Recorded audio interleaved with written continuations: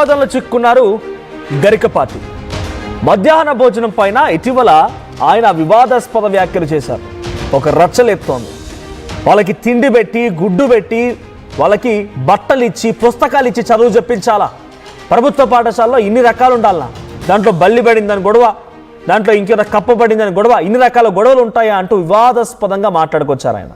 ఇక్కడ వివాదం ఏంటి అంటే, ప్రభుత్వ పాఠశాలకు ఎవరు వెళ్తారు?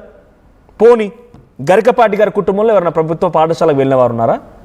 లేదు ఇలా ప్రవచనాలు చెప్పేటువంటి దాంట్లో ఎవరైనా ప్రభుత్వ పాఠశాలకు వెళ్ళి ప్రభుత్వ పాఠశాలలో వాళ్ళ పిల్లలో లేకపోతే వాళ్ళ మనవలో మనవరాలో చదివిన వాళ్ళు ఉన్నారా? ప్రభుత్వ పాఠశాలకి నిరుపేదరికాన్ని అనుభవిస్తున్నటువంటి బడుగు బలహీన వర్గాలకు సంబంధించిన వాళ్ళు ఉంటారు. వాళ్ళకి కూటికి దిక్కులేని వారు, లేదా అక్కడికి వెళ్తే తమకు అన్ని రకాల పోషణలు, అసలు ప్రభుత్వంలో పెట్టేది గుడ్డు పెట్టడం అంటే వాళ్ళకి ఏదో తిండికి దిక్కులేదని కాదు, పౌష్టికాహారం అందించాలనే ఒక ఉద్దేశంతోనే. పౌష్టికాహారం అందించాలి, వాళ్ళకి అందరితో పాటుగా సరి సమానంగా అందరూ సమానంగా ఉండాలని చెప్పి యూనిఫామ్ ఇంట్రడ్యూస్ చేశారు. పౌష్టికాహారం అందించాలనేది గుడ్డు అనేది, కోడిగుడ్డు అనేది దాంట్లో ఇంప్లిమెంట్ చేశారు. సో వాళ్ళకి అన్ని రకాలుగా పెట్టి వాడు అక్కడ కూర్చోబెడితే వాడు శోభనం గదిలో పంపించినట్టు ఆ పిల్లల్ని, ఆ పేదరికంలో ఉన్నటువంటి పిల్లలు, ఆ ప్రభుత్వ పాఠశాల చదువుకునేటువంటి పిల్లల్ని శోభనం గదిలోకి పంపిస్తున్నారు అన్నట్టుగా ఉంది అని చెప్పి గరికపాటి అంటున్నారు. ఒకసారి గరికపాటి ఏమన్నారు ఒకసారి మీరు కూడా వినండి. వాళ్ళు భోజనాలు వాళ్ళు తెచ్చుకోలేదు, మానేమానండి. పిల్లలకు వాళ్ళల్లో మధ్యాహ్న భోజనం ముఖ్యమైనది, చదువు మధ్యాహ్నం అయిపోయింది. చదువు ఎవడికి అక్కల్లా. భోజనంలో గుడ్డెట్టారా, గడిది గుడ్డెట్టారా? అన్నం తినేవాడు కోడిగుడ్డు పెట్టడం ఏంటంటే బుద్ధి ఉందా లేదా? చదువుకోమని లేకపోతే వెళ్ళిపోమని చెప్పేవాడిని. కోడిగుడ్డు కోసం వస్తావు నువ్వు?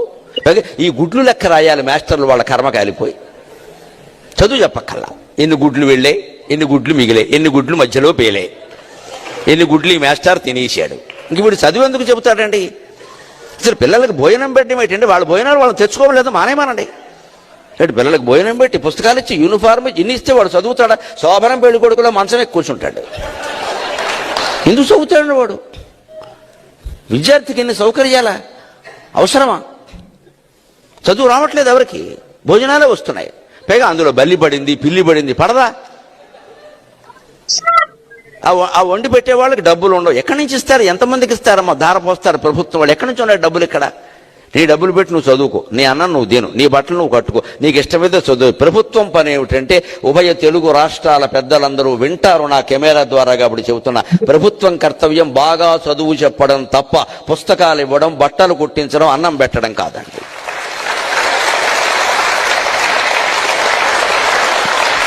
మేము ఖచ్చితంగా చదువు చెప్పిస్తాం, నీ జీవితానికి బాధ్యత వహిస్తాం. నీకు నమ్మకం ఉంటే రా, లేకపోతే వెళ్ళిపో.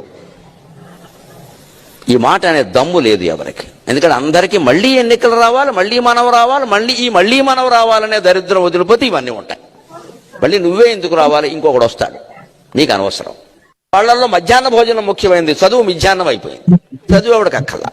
భోజనంలో గుడ్డెట్టారా, గడిది గుడ్డెట్టారా? అన్నం తినేవాడు కోడిగుడ్డు పెట్టడం ఏంటంటే బుద్ధి ఉందా లేదా? రైట్. సో బేసిక్గా ఆయన ఒక మంచి ప్రవచనాలు చెప్పడాలో, మంచి మాటలు చెప్పడాల్లో చాలా గొప్ప వ్యక్తి కావచ్చు.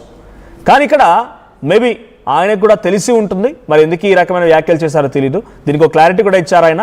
ఆ క్లారిటీ ఇచ్చే ముందు, ఆయన క్లారిటీ ఏమి ఇచ్చారు, ఏ నోట్ రిలీజ్ చేశారని చూపించే ముందు, ఈ ప్రభుత్వ పాఠశాల విధానం స్టార్ట్ అయింది ఎక్కడి నుంచి?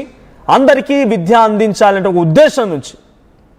బడుగు బలహీన వర్గాలు, పేదలు, అసలు విద్యకి చాలా దూరంగా ఉన్న వాళ్ళు, కనీసం ఈలు కూడా రాయనటువంటి వాళ్ళు అక్కడికి వెళ్తే కనీస విద్య నేర్చుకోగలుగుతారు. విద్య అనేది అందరికీ ముఖ్యం కాబట్టి అక్కడ మొదలైంది. ఆ తర్వాత పౌష్టికాహారం అందించాలనే దాంతో మిడ్ డే మీల్ స్టార్ట్ అయ్యాయి. ఆ పౌష్టికాహారం అందించడం, గుడ్డు పెడుతున్నారా, అంటే గాడిద గుడ్డో లేకపోతే ఇంకేదో గుడ్డు కాదు, అది పౌష్టికాహారం అందించడం కోసం కోడి గుడ్లు, దాంట్లో విటమిన్స్, దాంట్లో కూడా పౌష్టికాహారం ఉందా లేదని చెక్ చేస్తాయి గవర్నమెంట్లు. కాంట్రాక్టర్కి ఆ బాధ్యత అప్పగిస్తాయి. చాలా రకరకాల గైడ్లైన్స్ ఉంటాయి దీనికి కూడా. ఆ గుడ్డు కోసమే పిల్లలు ఏదో వచ్చినట్టుగా, ఆ గుడ్డు కోసమే పిల్లలు చదువుకున్నట్టుగా అనేటువంటి మాటలు తప్పేమో బహుశా. ఆయన చాలా పెద్దవారు, బట్ ఇది గమనించాలి. మరీ ఎక్కువగా ఇంకా ఆయన శోభన గదిలోకి పిల్లల్ని పంపిస్తున్నట్టుగా వెళ్తుంది ఈ యొక్క పరిస్థితి. మొత్తం యూనిఫామ్ ఇచ్చి, పుస్తకాలు ఇచ్చి, తిండి పెట్టి, ఉచితంగా విద్యనందించి, ఇవన్నీ చేసి శోభన గదిలోకి పిల్లవాడిని, చదువుకునే పిల్లల్ని శోభన గదిలోకి పంపించేటువంటి ఒక వ్యక్తితో పోల్చడం ఇది చాలా పొరపాటు. ఆ తర్వాత పిల్లలు ఇంతగా అంత లగ్జరియస్గా ఉన్నారు. అంత లగ్జరియస్గా ప్రభుత్వ పాఠశాలలో పిల్లలు ఉంటే గుడ్డిచ్చి, యూనిఫామ్ ఇచ్చి, పుస్తకాలు ఇచ్చి మీరందరూ చేర్పించండి. ఇదే ప్రభుత్వ పెద్దల్ని, ఇదే మీరు అంటున్నారు కదా 2 తెలుగు రాష్ట్రాల ప్రభుత్వ పెద్దల్ని, ఇదే ప్రభుత్వంలో కీలకంగా ఉండే మంత్రుల్ని, ఆ ప్రభుత్వ పెద్దల పిల్లల్ని అదే ప్రభుత్వ పాఠశాల పంపించమని అంతా సకల సదుపాయాలు ఉన్న తర్వాత మీరు కార్పొరేట్ స్కూళ్ళలోకి పెద్ద పెద్ద